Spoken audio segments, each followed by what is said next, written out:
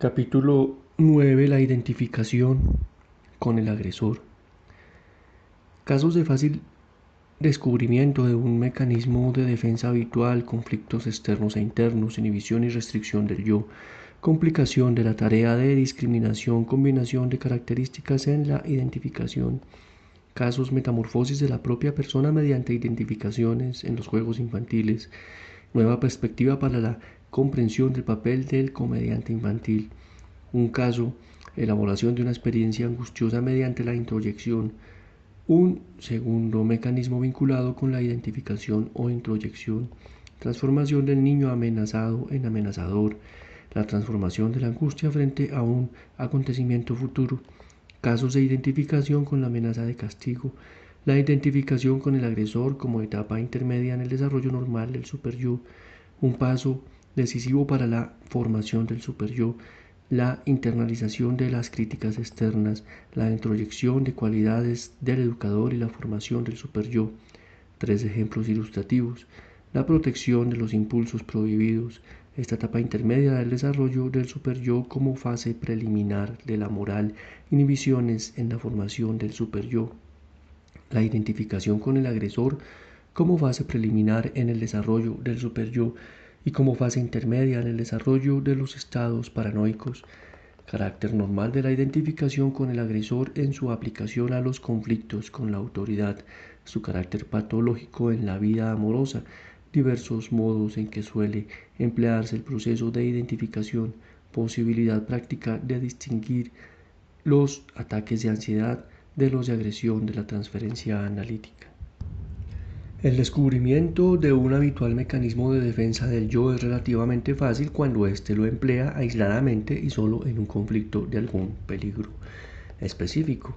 Así, frente a una negación, inferimos que se trata de un peligro externo, y cuando se observa una represión, deducimos que el yo combate contra estímulos instintivos. La alta similitud de aspectos entre la inhibición y la limitación o restricción del yo torna nítida la clasificación entre conflictos externos e internos. Pero el problema se complica aún más cuando se combinan los procesos defensivos o cuando se emplean un mismo mecanismo a la vez contra una fuerza interna y contra una externa. Ambas características se dan plenamente verbigracia en el proceso de la identificación mediante su empleo en la formación del superyo. Sirve la dominación de la vida instintiva, pero según intentaré demostrarlo luego, combinándose con otros más importantes instrumentos de que dispone el yo, a fin de regular sus vinculaciones con objetos del mundo externo provocadores de angustia. August Aycourt relata el siguiente caso, extraído de su experiencia como consejero pedagógico. Se trata de un alumno de escuela primaria al que trató a causa de su hábito de hacer muecas. El maestro se quejaba de que el joven reaccionaba de una manera completamente anormal al reproche y a la amonestación, con muecas que promovían la hilaridad de su clase. El maestro se explicaba este comportamiento solo como una broma consciente o bien como la consecuencia de un tic compulsivo. Los datos del maestro confirmáronse fácilmente. Las muecas recurrieron también en la hora de la consulta, pero la reunión de los tres procuró al mismo tiempo la explicación del problema. El examen, atento en la situación, demostró que las muecas del niño no eran sino la caricatura de la expresión de enojo de su maestro. En el trance de soportar las reconvenciones, el niño dominaba su angustia mediante una involuntaria imitación de la expresión de enojo de su maestro. Identificaba con la cólera de éste y conforme iba hablando copiaba su expresión, aunque la imitación no era fácilmente reconocible por las muecas, se asimilaba o identificaba con el objeto temido del mundo exterior. Se recordará que la niña, cuyo caso relaté en capítulos anteriores, mediante la magia y el encantamiento procuraba dominar sus sentimientos de humillación asociados con la envidia del pene. Esta niña cumplía su propósito por el uso consciente de un mecanismo que el niño de las muecas utilizaba de un modo involuntario. Por miedo a los fantasmas, aquella no se animaba a cruzar a oscuras la antesala de su casa. No obstante, en ciertas oportunidades de pronto vuelve a afrontar esa situación y a partir de entonces es capaz de cruzar la habitación temida, pero haciendo al mismo tiempo toda suerte de movimientos extraños. Poco después, triunfalmente comunicó a su hermanito el secreto de la dominación de su miedo. No tienes nada que temer ante la sala, dijo. Haz como si fueras al mismo fantasma que podrías encontrar. De esta manera aclarase el significado de los gestos mágicos representaban los movimientos que ella imaginaba hacían los fantasmas. Lo que en los ejemplos anteriores hemos considerado como peculiaridades infantiles constituye, en rigor, un comportamiento de lo más natural y común en el yo primitivo, según lo testimonia el examen de las invocaciones de los espíritus y de las ceremonias religiosas de los tiempos primitivos. También en numerosos juegos infantiles, esa metamorfosis de la propia persona que se identifica con el objeto temido sirve para transformar la angustia en una grata seguridad. Esto abre otra perspectiva para la comprensión del panel del comediante infantil, pero la dramatización corporal del adversario sirve solo a la elaboración de una parte del conjunto de experiencias angustiosas cuyos elementos restantes, según lo demuestra la observación, igualmente exigen una ulterior dominación.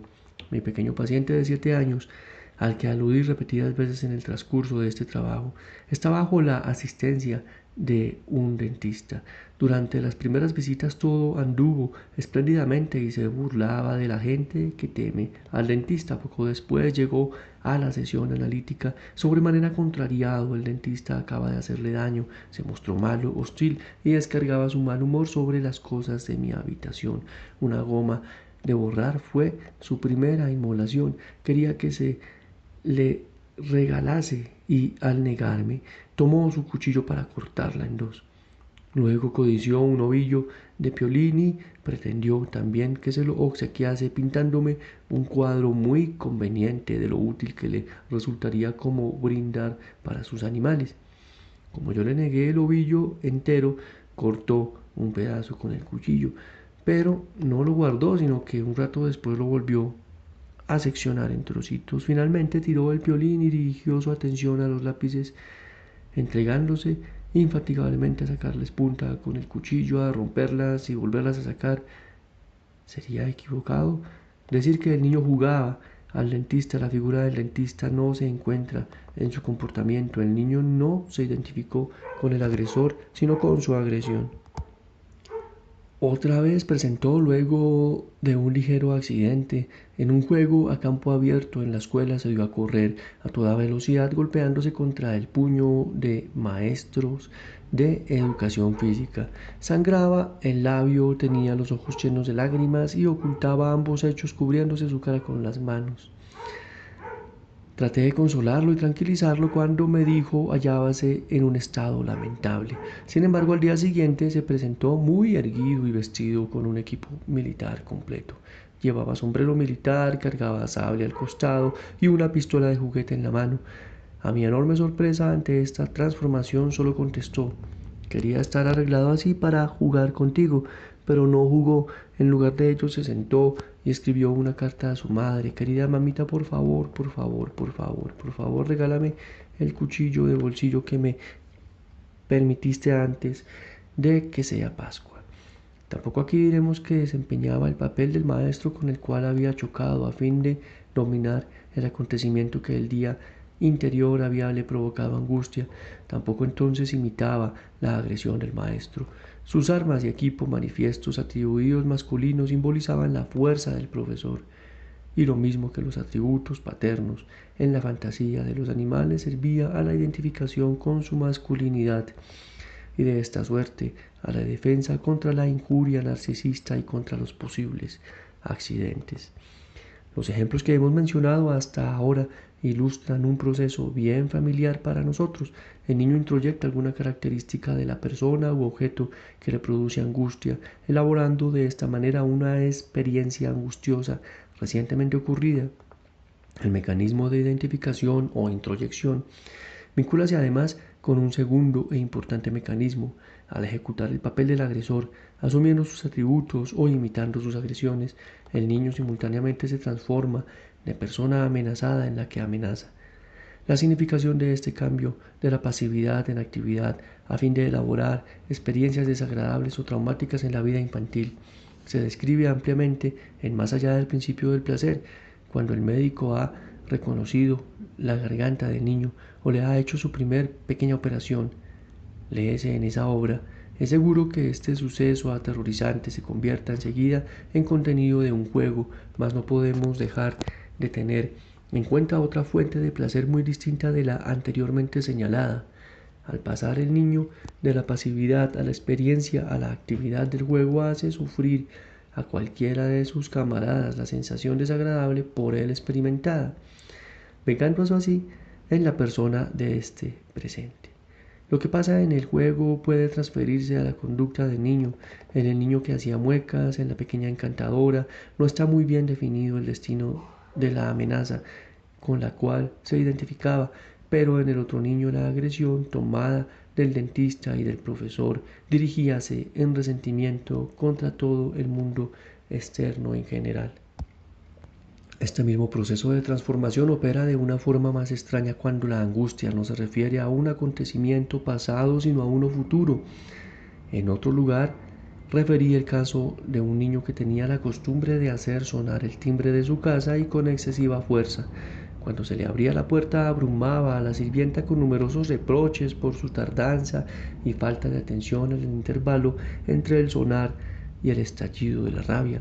Experimentaba angustia por las posibles censuras de que se le podrían hacer objeto por su desconsiderado modo de anunciarse antes de que la mucama tuviera tiempo de presentar sus propias quejas.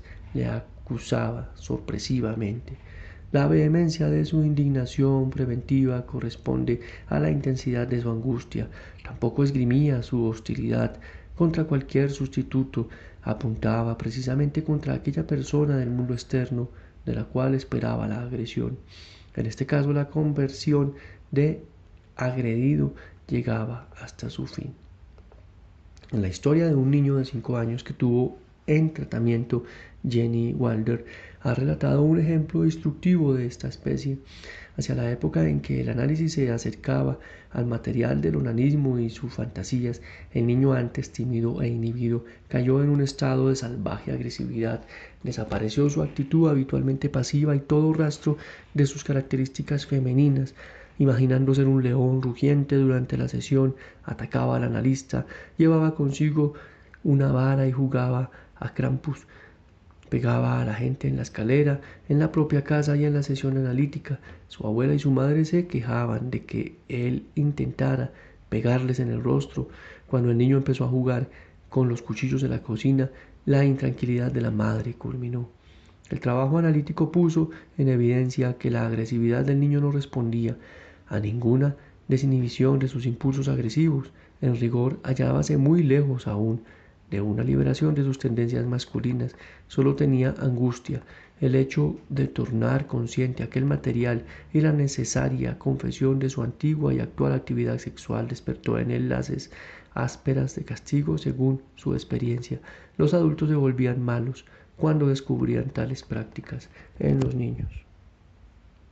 Les gritaban, les intimidaban a bofeteadas o les azotaba con una vara. ¿Acaso también les cortase algo con un cuchillo? Cuando el niño asumía el papel activo y rugía como un león, bladía la vara o el cuchillo no hacía sino dramatizar, anticipándose al castigo temido.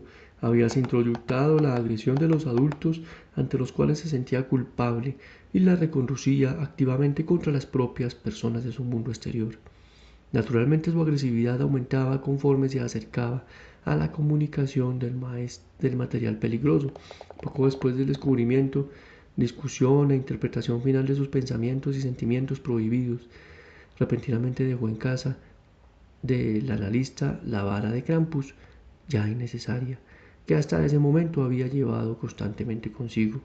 La obsesión de cegar desapareció al mismo tiempo que la ansiosa expectativa de ser castigado. En esta identificación con el agresor se reconoce una etapa intermedia que frecuentemente se da en el desarrollo normal del superyo. Cuando estos dos niños, cuyos casos se escribía arriba, se identificaron con la amenaza de castigo de los adultos, dieron un paso decisivo hacia la formación de aquella instancia psíquica, internalización de las críticas sobre su conducta provenientes del mundo externo. Mediante la constante reiteración de este proceso, progresivas internalizaciones mediante la introyección de la casualidad del educador, del que se adopta sus características y opiniones. Se procura el material permanente para la formación del superyo, pero hacia ese momento el niño aún no toma en serio la erección dicha instancia.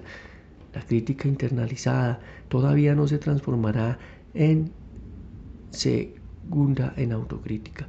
Según vimos en los ejemplos precedentes, aparece disociada la propia conducta, o sea, que en lugar de dirigirse contra la acción infantil, censurable o represible, se vuelve contra el mundo externo con ayuda de un nuevo proceso defensivo. La identificación con el agresor continúa el ataque activo sobre el mundo externo. Si bien más complicado, el siguiente caso tal vez nos facilite una comprensión de este nuevo mecanismo en el proceso de defensa. Un niño cuyo complejo edipiano había alcanzado el punto culminante empleaba el método descrito para dominar su fijación a la madre. Las buenas relaciones con ella se vieron perturbadas por explosiones de despecho hacia los violentos reproches de toda clase, entre los cuales, de una manera incomprensible, se repetía siempre uno ya estereotipado. Constantemente se quejaba de su curiosidad.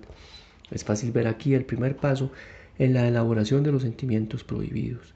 En las fantasías del niño, su madre había descubierto sus pretensiones libidinales y las rechazó indignada. El niño reprodujo activamente la indignación en su mal humor contra la madre, pero en contraste con el paciente de Jenny Wilder, no dirigió sus inculpaciones de un modo general, sino específico contra la curiosidad. El análisis dejó ver luego que esta curiosidad no era un elemento de la vida instintiva materna, sino que pertenecía a la suya propia. De todos los instintos parciales que entraban en su vinculación con la madre, la escoptofilia constituía el impulso más difícilmente dominable. El cambio de papeles es de los más perfectos. El niño adopta la actitud materna resentida y le atribuye su propia curiosidad. Una paciente joven, en determinada fase de resistencia, colmaba a su analista de vivas reconvenciones por su actitud misteriosa. Se quejaba de su excesiva reserva, lo abrumaba con preguntas relativas a detalles personales y cuando no recibía contestación se mostraba inconsolable. Luego los reproches desaparecían para resurgir poco tiempo después en forma estereotipada y automática. También en este caso podemos dividir el proceso psíquico en dos fases. A consecuencia de una determinada inhibición para hablar, la paciente conscientemente solía reservarse algún material íntimo, sabía que así pecaba contra la regla analítica fundamental y guardaba la amonestación del analista. Introyectaba el reproche imaginado y volvíalo activamente contra la persona del analista. Sus fases de agresión coincidían temporalmente con las otras fases de omisión del material secreto. La especial naturaleza de su falta se revelaba sin deformación en el particular carácter de su crítica. Ella reprochaba al analista las diversas faltas de las KS, sentir culpable. Su propio comportamiento, lleno de secretos, percibíalo como una conducta reprensible del analista. Otra paciente joven periódicamente entraba en un estado de intensa agresividad, dirigía su resentimiento casi por igual contra mí, sus padres y todo el mundo. Entre sus diversas quejas constantemente se repetían dos elementos. Primero, durante tales fases surgió en ella el sentimiento de que se le ocultaba algo y de que todos, excepto ella, estaban al tanto de algún secreto. La atormentaba el deseo de conocerlo. Segundo, al propio tiempo se sentía profundamente desilusionada por la imperfección interior de las personas de su ambiente.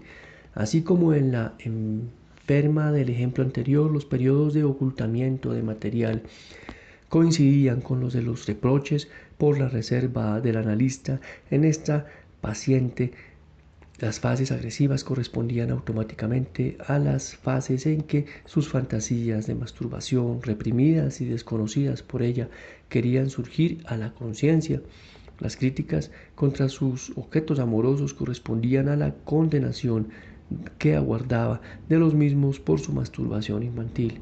Se identificaba por entero con esta condenación y la volvía contra el mundo externo. El secreto que le velaba era el de su propia masturbación que ella escondía de los otros y de sí misma.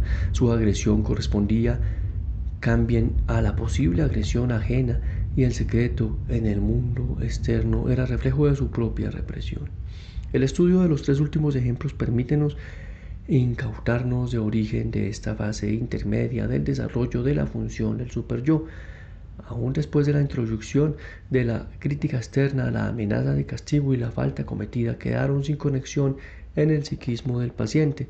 Desde el momento que se internaliza la crítica, la falta cometida se desplaza hacia el mundo externo. Esto significa que el mecanismo de identificación con el agresor se completa con otro instrumento de defensa, la protección de la culpa. Un yo que con el auxilio de este mecanismo defensivo atraviesa esta particular vía del desarrollo introyecta a las autoridades críticas como superyo y puede así proyectar hacia afuera sus impulsos prohibidos. Tal yo será intolerante con el mundo externo, que severo consigo mismo, aprende lo condenable, pero mediante este proceso de defensa se escuda contra el displacer de la autocrítica, la indignación contra los cuales del mundo externo sírvele como precursor y sustituto de sus sentimientos de culpa, y automáticamente se acrecienta cuando la percepción de la propia culpa cobra mayor intensidad. Esta etapa intermedia del desarrollo del superyo corresponde a una especie de fase preliminar de la moral. La moral genuina empieza cuando la crítica internalizada e incorporada como exigencia del superyo coincide en el terreno del yo con la percepción de la propia falta. Desde ese momento, la severidad del superyo se dirige hacia adentro en lugar de hacerlo hacia afuera, con la consiguiente disminución de la intolerancia con los demás. Pero lograda esta etapa del desarrollo del yo, este debe soportar un intenso displacer ocasionado por la autocrítica y el sentimiento de culpa. Es posible que muchos individuos queden detenidos en esta fase intermedia de la formación del superyo y jamás puedan alcanzar del todo la internalización del proceso. A través de la autopercepción de la propia culpa, manteniéndose pues singularmente agresivos contra el mundo externo. En tales casos el superyo ostenta tanta intransigencia frente al mundo exterior como para con el propio yo en el proceso de la melancolía. Tales inhibiciones en la formación del superyo acaso correspondan asimismo a una iniciación abortada en la formación de estados melancólicos. Así como por un lado la identificación con el agresor corresponde a una fase preliminar en el desarrollo del superyo, por otro parece constituir una fase intermedia en el desarrollo de los estados paranoicos. El uso de la identificación establece la afinidad con las primeras y el mecanismo de proyección a la relación con el segundo grupo de fenómenos. De otra parte, la identificación y la proyección son formas normales de la actividad del yo que, según el material sobre el cual se apliquen, conducirán a los demás variados resultados últimos. La esencial combinación de introyección y proyección a la que hemos designado como identificación con el agresor pertenece a la vida normal, solo en tanto el yo se sirve de ella en sus conflictos con las autoridades, es decir, en sus esfuerzos por enfrentarse con los objetos de angustia. Esta misma defensa pierde su aspecto inofensivo y toma carácter patológico si se le transfiere a la vida amorosa, cuando un marido desplaza sobre su mujer sus personalidades e impulsos a la infidelidad y le hace violentas recriminaciones por su falta de lealtad, introyecta los reproches de la esposa y proveerá un elemento del propio ello, más su intención no es la de escudarse contra una intervención agresiva del mundo exterior. Busca protección contra la ruptura de la fijación libidinal positiva a la compañera causada por perturbaciones internas. Según esto, el resultado es diferente en lograr de la actitud agresiva contra un antiguo agresor del mundo exterior. Un enfermo de este tipo adquirirá una fijación en su compañera sexual que toma la forma de celos proyectados. Cuando el mecanismo se emplea como la defensa contra impulsos libidinales sexuales, combínase además con otros, la transformación en su contrario, en este caso del amor en odio, completa entonces el proceso iniciado por la introyección y la proyección, de lo que resulta la formación de ideas paranoicas. A estos dos últimos casos de defensa contra impulsos amorosos heterosexuales y homosexuales, el yo deja de comportarse en sus proyecciones de una manera arbitraria. Además de este punto de vista teórico, el análisis del proceso de identificación con el agresor puede asimismo ayudarnos a comprender y diferenciar los diversos modos en que suele emplearse este específico mecanismo de defensa. En la práctica, es deseable distinguir así los ataques de ansiedad de los estallidos de agresión que se presentan en la transferencia analítica, cuando por la labor analítica conseguimos llevar a la conciencia del analizado los verdaderos impulsos agresivos inconscientes. El efecto estancado busca alivio a través de la abreacción transferencial. Pero cuando la agresión aflorada corresponde a tal identificación con lo que el analizado supone o espera será nuestra crítica, ella se manifestará sin modificación, agotándose en su realización práctica en la abreacción. En tanto se mantiene la prohibición de los impulsos inconscientes aumenta y, como hemos visto en el caso relatado de aquel niño que confesó su masturbación, desaparece solo cuando la angustia ante el castigo y el superyo queda solucionada.